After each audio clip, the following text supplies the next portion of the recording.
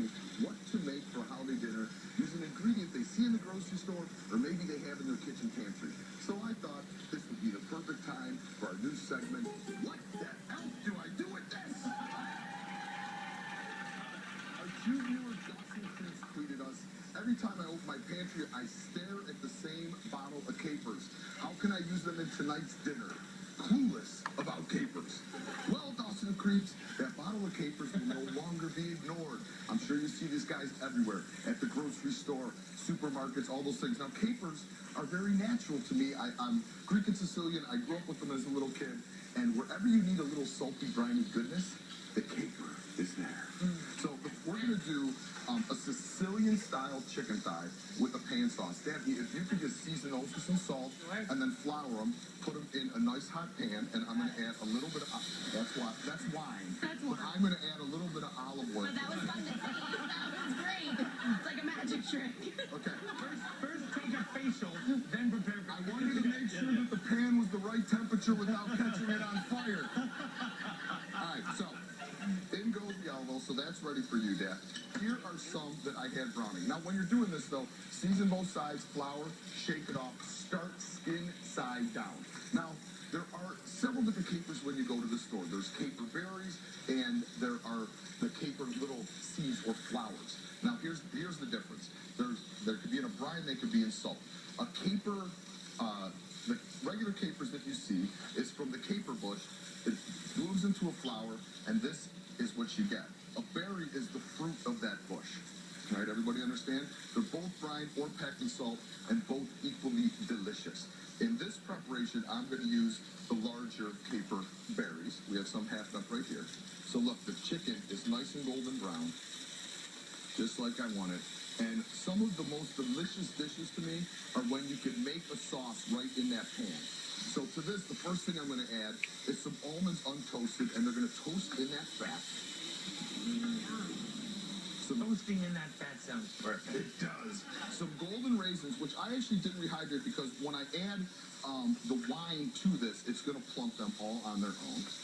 And then the caper berries, which we cut in half. Just like that. Mario, could you chiffonade some parsley for me, Chef? Duly noted, brother. Thank you very much. Shall I do it with my hands? Do it with your mind, Vitaly. You're just that good.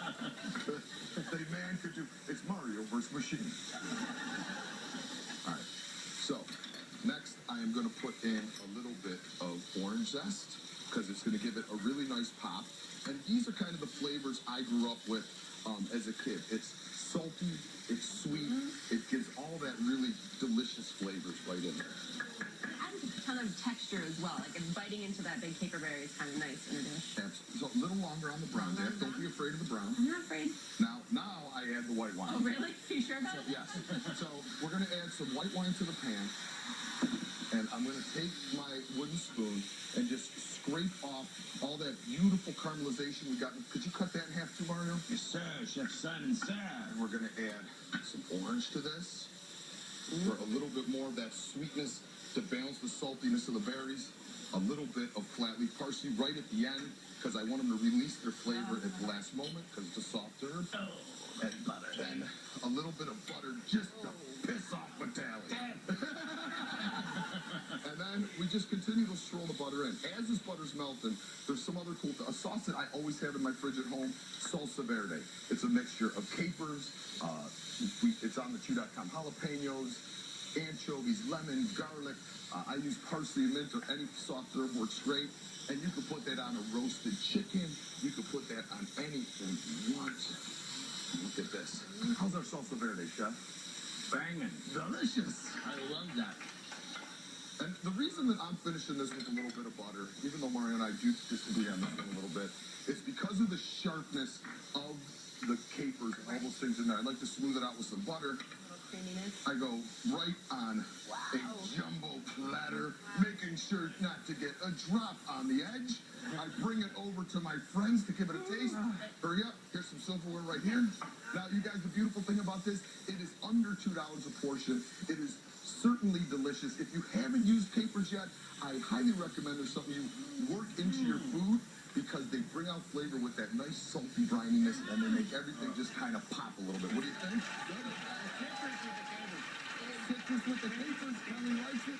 But you guys need to stick around because Karma is going to show us a progressive dinner party where you can feel change.